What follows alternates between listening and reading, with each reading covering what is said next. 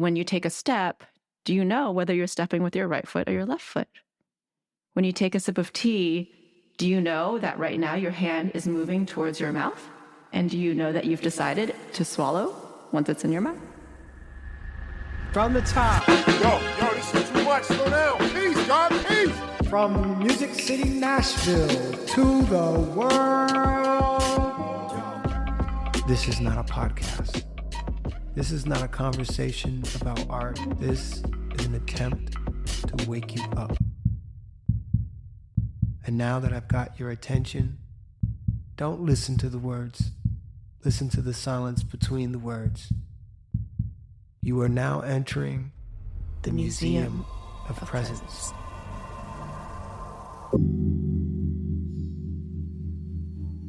Welcome to the Museum of Presence, a space where we explore the interconnection between art and mindfulness. Today, we are honored to have with us Jennifer Wang, a practitioner of mindfulness and meditation for over 15 years. She is also a co-founder of the Nashville POC Sangha, a facilitator at One Dharma and Wild Heart Meditation Centers, and a board member of API Middle Tennessee.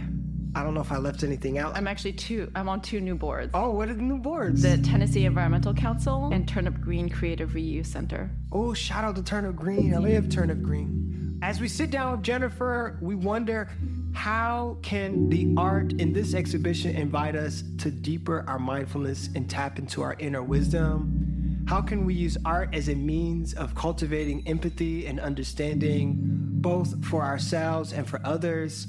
So without further ado, let us embark on this journey with Jennifer, and then we'll delve into a meditation that responds to some of the work.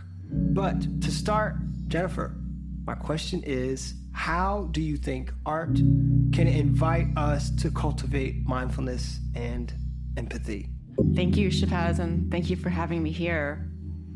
This is a really beautiful topic because I really do think of art as a practice for life, just as mindfulness and meditation are practices for life. I am not a visual artist myself, but I do consider a lot of what I do in this world to be art. And when you think about what is the definition of art, I think of creativity, I think of beauty, I think of space. And so, could anything be art? Could washing the dishes be art? Could brushing your teeth be art?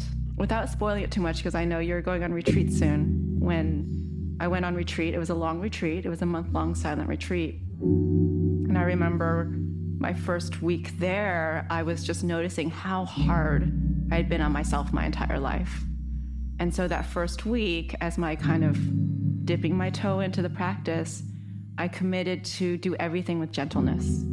And so I would reach for the door and I would open the door with as much gentleness as I could. I would turn on the faucet with as much gentleness as I could. I would brush my teeth with as much gentleness as I could.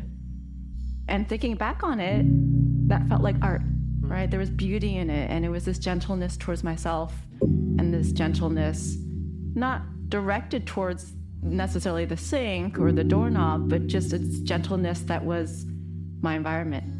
And so I could be one with my environment with that gentleness.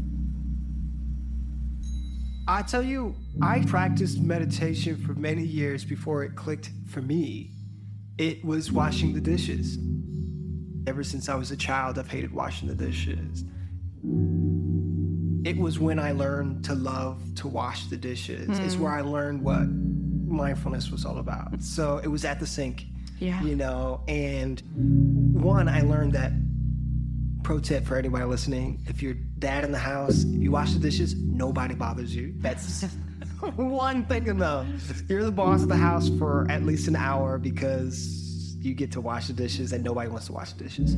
So that's the thing. The second thing is that it sort of just opened up for me. The ability to slow down and to do that was a blessing that I never knew that I needed.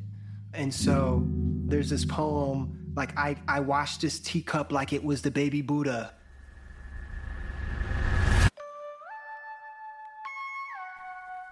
Thich Nhat Hanh. If while washing dishes we can only think of the teacup that awaits us, thus hurrying to get the dishes out of the way as if they were a nuisance, then we are not washing the dishes. What's more, we're not alive during the time we are washing the dishes. In fact, we are completely incapable of realizing the miracle of life while standing at the sink. If we can't wash the dishes, the chances are we won't be able to drink our tea either. While drinking the cup of tea, we will only be thinking of other things, barely aware of the cup in our hands. Thus, we are sucked away into the future, and we are incapable of actually living one moment of life.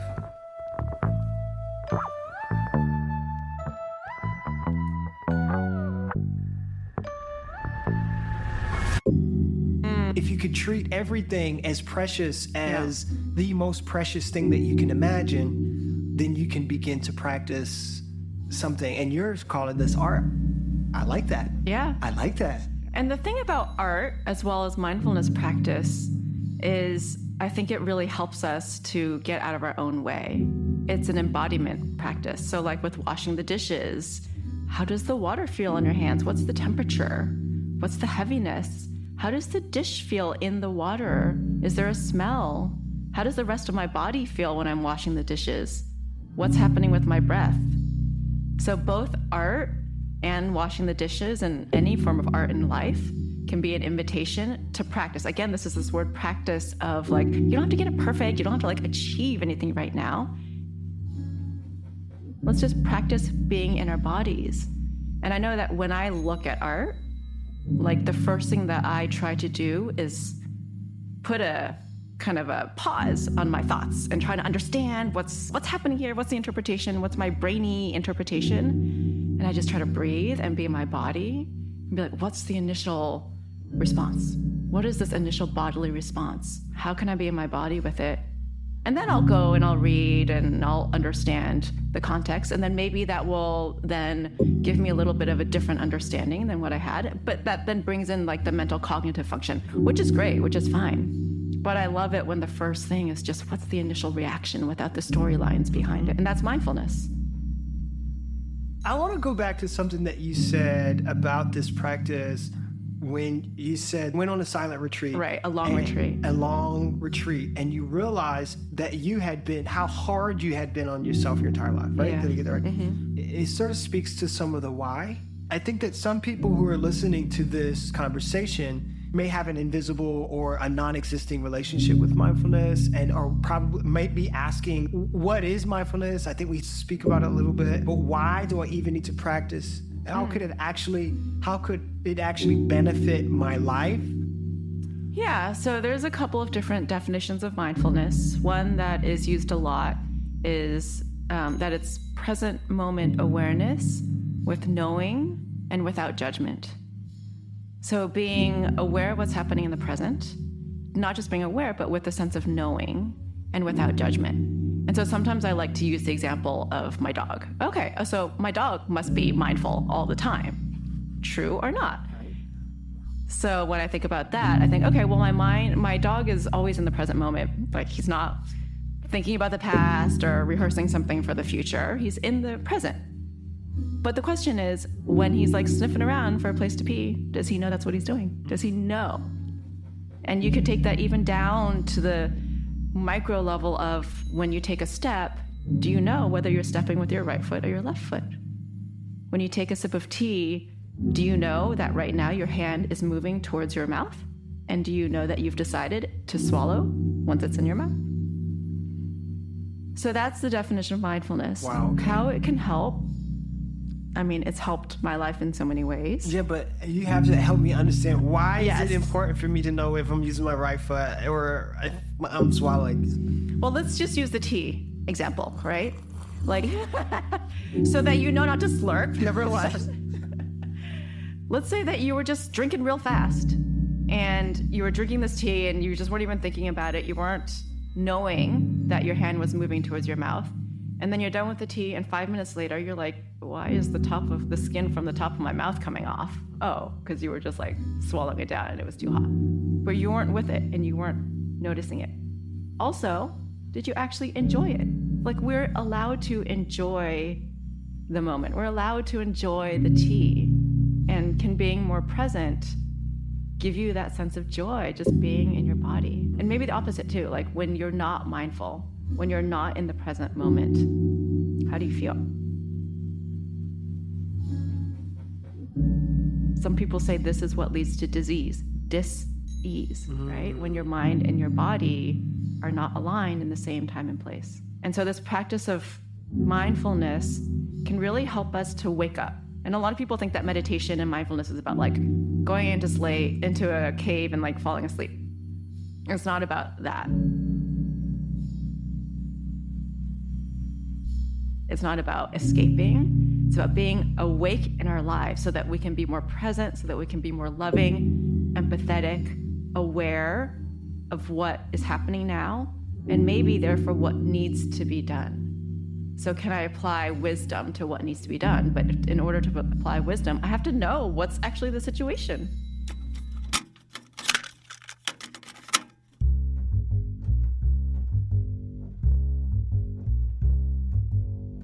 A practice stitches memories into muscles.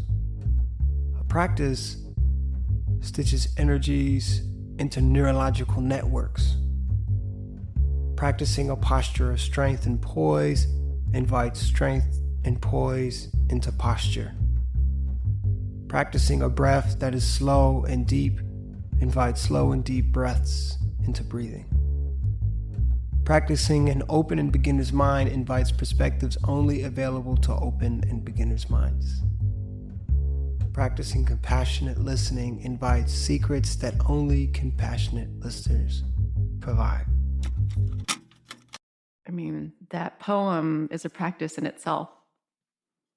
Practice is the path as well as the fruition.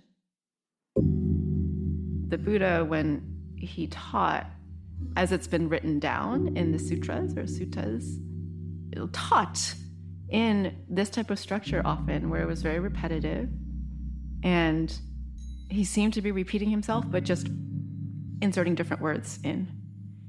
And to me, that's super powerful because it creates this structure of simplicity where I can just let the brain relax a little bit because, okay, I don't have to like analyze all these things going on. I just have to know that it's slow and deep. It's open and beginner's mind, and know that.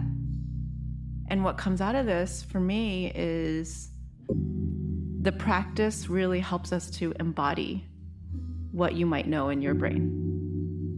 So switching from cognitive to really felt sense. And that's all of these say that. And this also speaks to me when I think about art, which is how much of art is in the brain and thinking and analyzing. And if you're an artist, planning it out and like going back and forth about trying to make yourself do it or whatever it is, to embodying it in your body, in your breath, in your muscles, so that when you practice and practice as both path and fruition, it becomes natural and automatic. The breathing becomes natural and automatic. The creativity becomes natural and automatic if you give yourself the space to practice.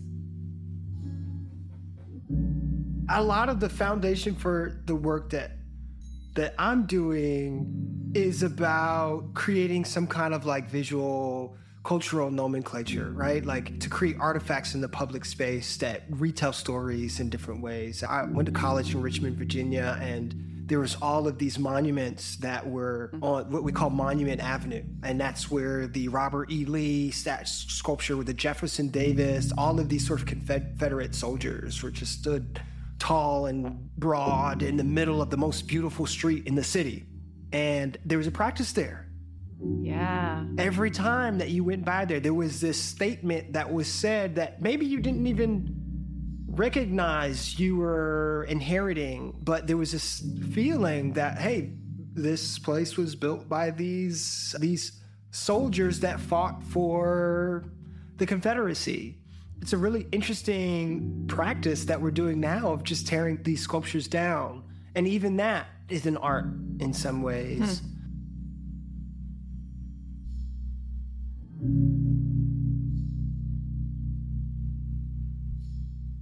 My question to you is, how does this come to my everyday? How does the practice of observing art and participating in art affect my life today? And how does it help me or hurt me? One thing that I like to think about with art is I feel like a lot of art comes from suffering and reflects suffering. And we all know there's a lot of that going on right now. And a lot of what art does for me is transform that suffering into something else. And that's what Buddhism practice is all about. The Buddha basically said, I teach one thing. I teach suffering and freedom from suffering. And I really love that word freedom as well.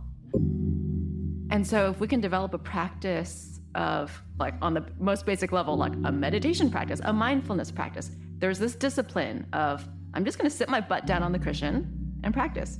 Much like I imagine for artists, there's like a discipline of, I'm just gonna go into the studio and allot myself an hour to do art, whatever the time period might be. And so when you create that container, then you're like, okay, I know what I'm doing right now. Maybe I can bring some care to it and then just like let go and just have that space. I know that I'm giving myself that space. And so whatever's coming up, the suffering that's coming up, and suffering is just a part of life, so it's not like you're doing something wrong if there's suffering.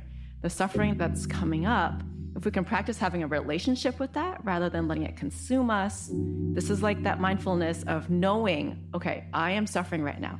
Or more precisely, I am angry, I am irritated, I am joyful, whatever it might be, just knowing what's happening in the present moment. Then we can say, okay, that's happening right now. Let me be kind to myself about it. And let me see what I want to do about it. Could I turn this into something? Yeah, it's like I have an option here. It's not like there's a predestined picture of what I have to do. When I'm angry about this or upset about this, like, I have choice. Yeah. I have choice. So this really, it reflects what I think some of the meditation practices is about, is to see these things and realize, like, hey, these things that are telling me that I got to do these things, whether it be I got to move and do this or scratch this, or it all puts some separation between me and that thing so that I can, to know I have choice. Respond to this how you want to. Exactly. And what I also love about art, which helps my practice as well, is like I typically have a very linear mindset of like A equals B equals C equals D, here's a to-do list, blah, blah, blah, like type A type stuff. Art, as well as meditation practice, helps me to just let all that stuff go. And I mean, you could honestly call that white supremacy culture. Like, let's release that. Let's release the ways that we've been trained to be, and let's give us this hour, this space that we've allotted, whatever it is, just to let our minds be what they are and just let go, right? Let go. It doesn't have to be linear. It doesn't have to be this, then this. Let's just, whatever comes, there's no mistakes. Let's be free. Let's be free.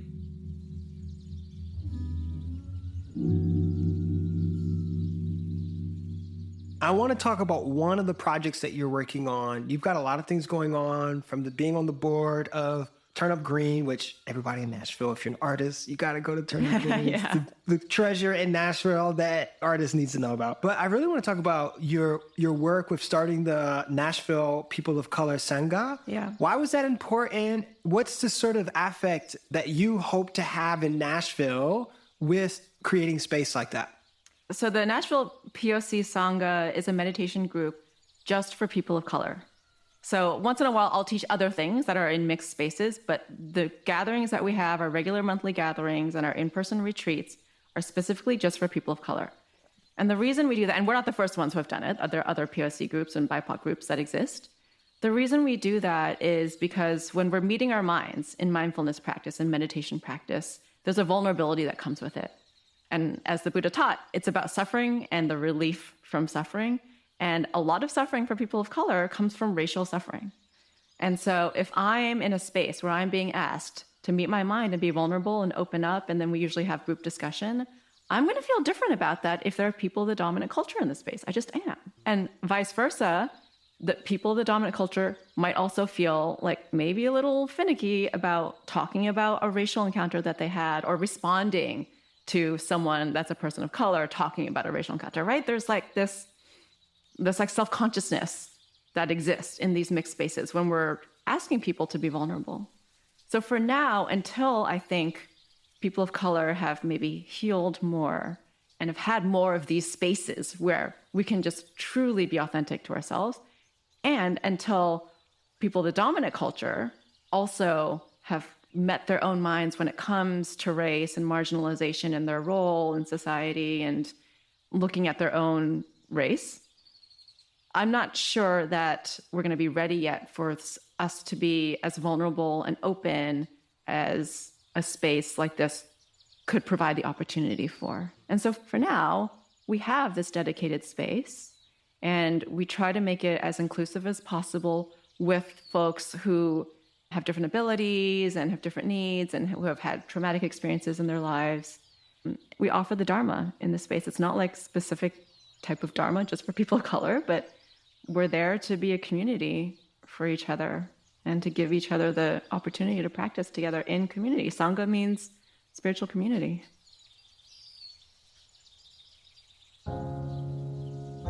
The painting that you chose to discuss today, that is rooted in Black culture, specifically advocating for Black human rights.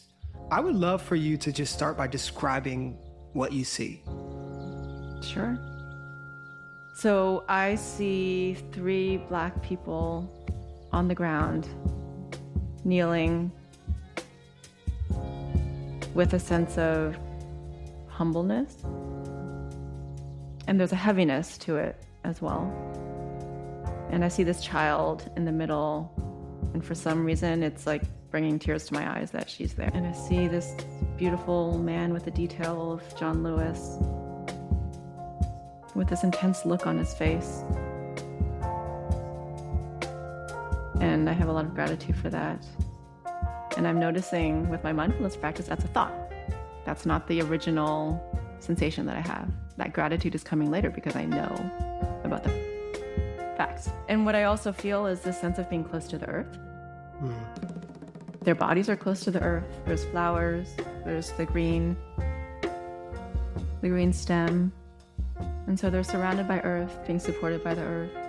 And then this color that you chose for the background, I also really love because it's got a little bit of a levity to it, and it's got a little bit of femininity to it in my mind, and it's warm. So yeah, there's like a prayer aspect to it, and a grounding aspect to it, and a humility aspect to it, and a sadness aspect to it.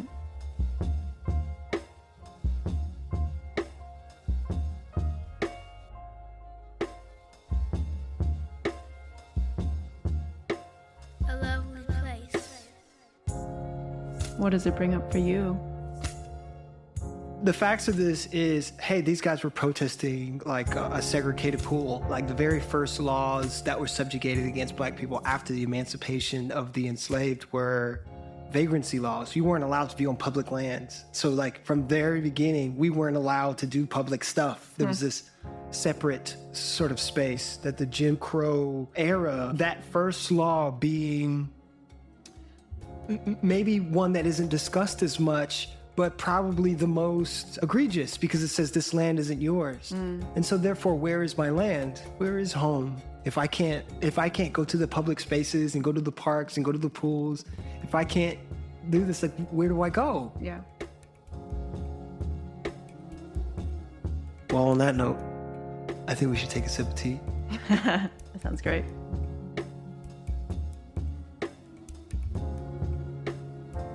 So the other thing that comes up for me with this is when the Buddha became enlightened, there would be people who would be like, what do you mean you're enlightened? Who's your witness? Prove it. Oh. And the way that he proved it is he touched the ground and the ground shook. And that's it. Really? He shook the ground? Well, that's how the story goes. That's what the story says? But the main thing is that he didn't use any words. He didn't name a person. He touched the earth. He touched the ground. And that's what I see them doing here. Wow. I never knew that story. Yeah. And you could relate that back to practice too, right? This practice is not, when you meditate, you're not meditating to become a good meditator. You're meditating for your own freedom. There's no one out there that's going to tell you, you did it. Good job. You're a good meditator. You could, I guess, track your time, but that doesn't really tell you anything. We just had some tragedy here in Nashville with the school shooting, unfortunately. And so you led a compassion practice. Could you tell us more about who was there and what was that about? Yeah, so the compassion practice was open to anyone in Nashville. It wasn't through the Nashville POC Sangha. It was through another group that I teach for called One Dharma Nashville. And we wanted to open up this practice to give people a chance to offer compassion to themselves, first and foremost, to honor whatever it is they may be feeling. And I specifically named numbness because I think a lot of people are either feeling anger or numbness. And I think both of those are completely reasonable and normal responses to the shootings that just happened for various reasons. And so we just wanted to give people a place to honor whatever was coming up and then care for themselves. So I talk about it as we can be our own first responders when something comes up, by offering ourselves care. And so the practice of compassion is caring for ourselves and others, trembling with the pain of others. That's the translation of compassion, karuna. It actually translates into trembling with the pain of others. Yeah, it's trembling with. The second half of the practice is an intention to alleviate the suffering. So you're trembling with, but you're not jumping into the quicksand with them. There's a lifting, which is the intention to alleviate the suffering. And then that can plant the seed for action. So it's not just thoughts and prayers. This plants the seed for taking action. The question is, can we take wise action? Can we take action that we think will actually help the situation and not just be eventing or whatever it might be? Wow, so compassion is really, there's a little bit more oomph behind compassion, the etymology of this word than that we probably assume. Yeah, at least in the way that the Buddha taught it. And honestly, I've been doing compassion practice for years, and it has led to, along with the rest of my practice, me changing the trajectory of my life. I mean, as big as what I do for a living, where I live, moving to Nashville from LA, doing this practice, this mindfulness practice, as well as the compassion practice, has really created these mental grooves so that I'm used to approaching life and action from a compassionate, loving point of view. You're going to do a practice with us today. Yeah. Right? Yeah. So what I was thinking about doing is doing a mindfulness awareness practice. It's sometimes called that. It's sometimes called a concentration practice, because what you're doing is you're picking one object of meditation. And when your mind strays from it, you just keep coming back, and you keep coming back and coming back. And I think what that really helps with is, let's say in your daily life, let's say you and I are having a conversation and you're talking and then my mind starts to wander, right? If I can notice that my mind has wandered, I can gently bring it back and be back here with you. And so it can enhance relationship. It can enhance my ability to feel in my body, right? That alignment of mind and body. And it can enhance my ability to actually do what I'm doing well, be embodied, be in my body and do it well. Let's do it. Okay. Let's get into it. So I'm going to offer this practice, assuming that folks don't know anything about meditation. So we'll talk a little bit about posture. Okay.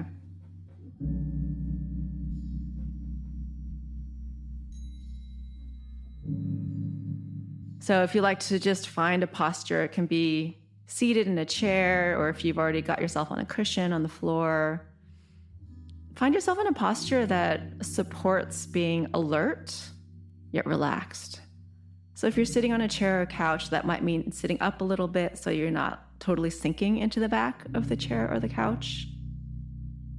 And if you're sitting on the floor on a cushion, you could sit against a wall or something, or if you already have a meditation set up, then sit on your cushion. And alert yet relaxed, to me, you can feel that in your body, in your back, with a nice straight spine, but not rigid. Just straight enough so that it can provide strength to the rest of your body. And with this strong back, You can allow your front to open, your heart center to open, to soften, and allowing the sense of strong back, soft front, to travel up and down through the rest of your body. So allowing your seat, your bottom, to root down into the earth. Allowing the top of your head to reach up to the sky, to the heavens. Allowing the strong back, soft front, to be a bridge between heaven and earth. Royalty, dignified.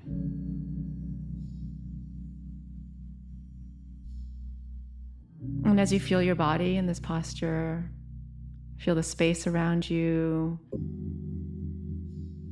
feel the room that you're in, knowing that you're in this moment. We're not escaping this moment. We're sitting here as part of this world, not separate from it.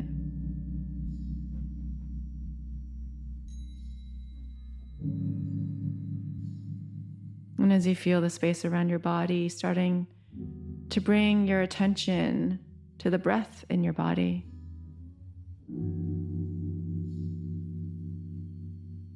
The feeling of the body breathing. So quite literally, that could be feeling where the air enters your nose, feeling it travel down your throat, feeling it in your belly,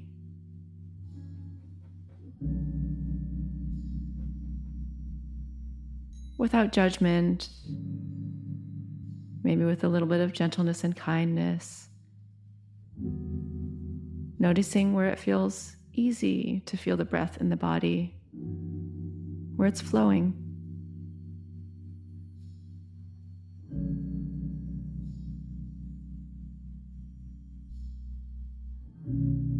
And also noticing now where it might not feel flowing, where it might feel more tense, stopped up.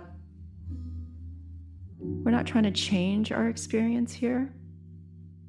We're not trying to create any special type of experience.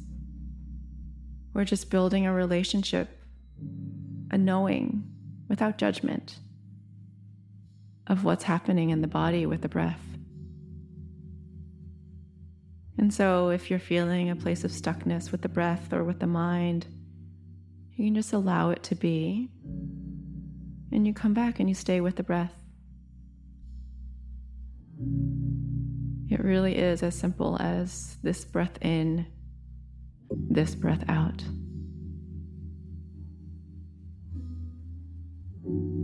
We can give ourselves the permission to be just with this simplicity. Breathing in, breathing out. Knowing when we're breathing in, knowing when we're breathing out.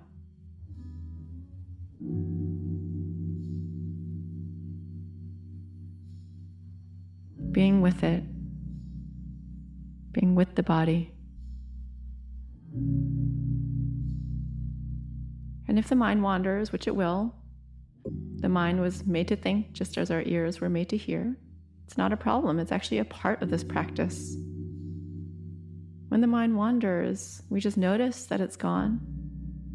We don't really care too much about where it's gone to. So like if it's a really juicy, wonderful fantasy, we don't try to stay with it. Or if it's a awful, angry, irritating thought, we don't try to get rid of it. We just notice that thought is there floating by. And then we gently come back to this breath. No judgment involved, no scolding. We're not doing it wrong. This is actually the practice. The moment where you've woken up enough to notice that your mind is not on the breath, that's the waking up, that's the practice. And then you can gently invite the mind to come back, coming back home to the breath in the body.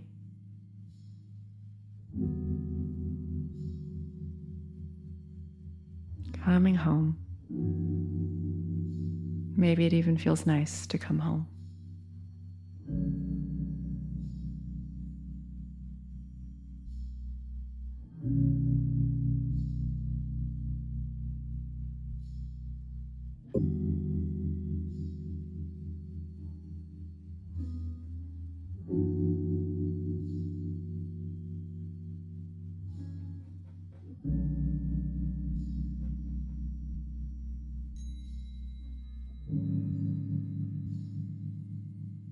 And if the mind wanders again, you can just notice it, like a cloud in the sky, letting the thought drift by, coming back, gently, without judgment. Oh, that just happened to be a thought. Okay. I'm practicing right now. Coming back.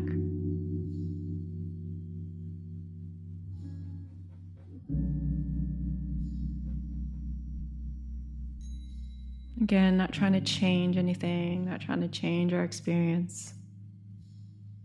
And just building a relationship with that back and forth.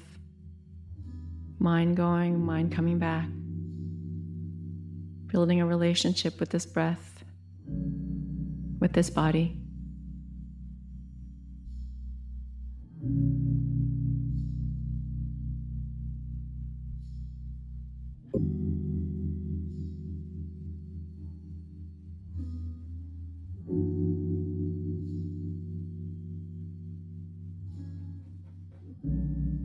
And if something more intense arises, like an emotion or a whole storyline of thought, even if it takes you away for a long time, it's all okay.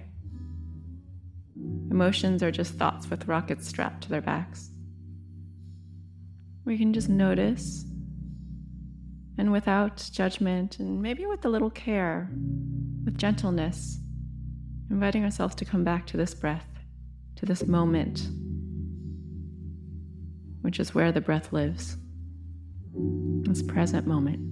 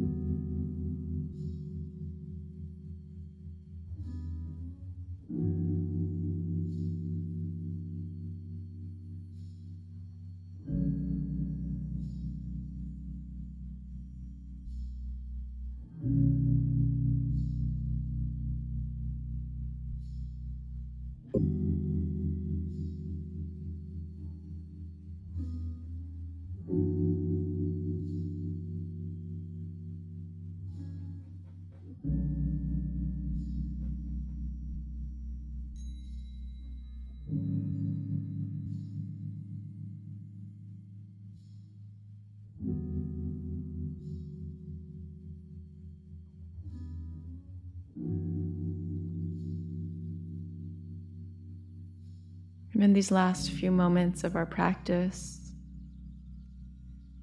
noticing the tone with which you're speaking to yourself as you practice, as you guide yourself back from thoughts. Is it harsh and scolding? Is it neutral? Is it gentle? How are you talking to yourself?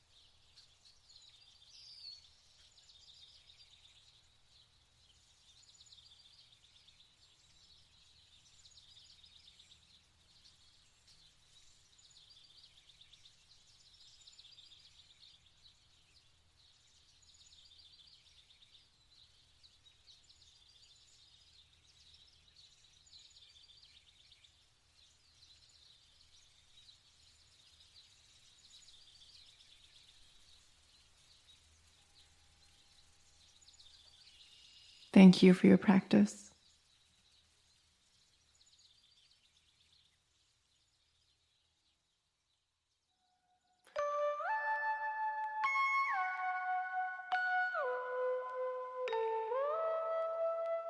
Jennifer, it's been really lovely having you today.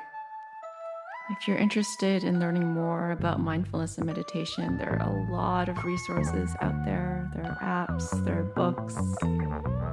It's very simple, though. You have this practice now that we've just done. You could sit your butt on a chair or a cushion and follow your breath. And you could do it, if you do it on a regular basis, it will be very powerful. It's like brushing your teeth. You brush your teeth every day, you have clean teeth. If you wait until the weekend to brush your teeth for 2 hours, it may not work that great. So developing a regular practice it's really transformative, even if it's just for a few minutes a day.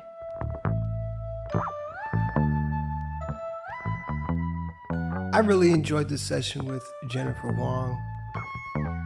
If you enjoyed that practice at the end and you're in Nashville or anywhere around the world, really, Jennifer leads a group called the Nashville POC Sangha. We've included a link to that in the Museum of Presence newspaper, or you can go to the website to find it there as well. And actually, I go to that Sangha myself. So it's a really lovely community to sort of get involved in.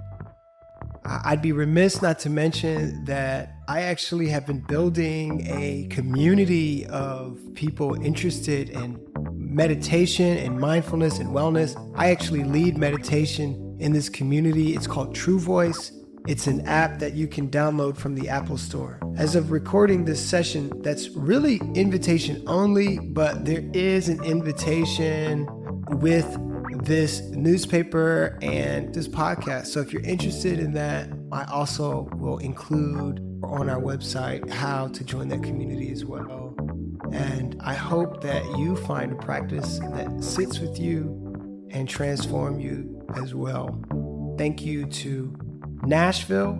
Thank you to all the people that contributed to making this podcast happen. This is made possible by community funding from people like you, a small contribution from Metro Arts Nashville, and the Studio Bank. So thank you to all of you all. You are now entering the Museum of Presence.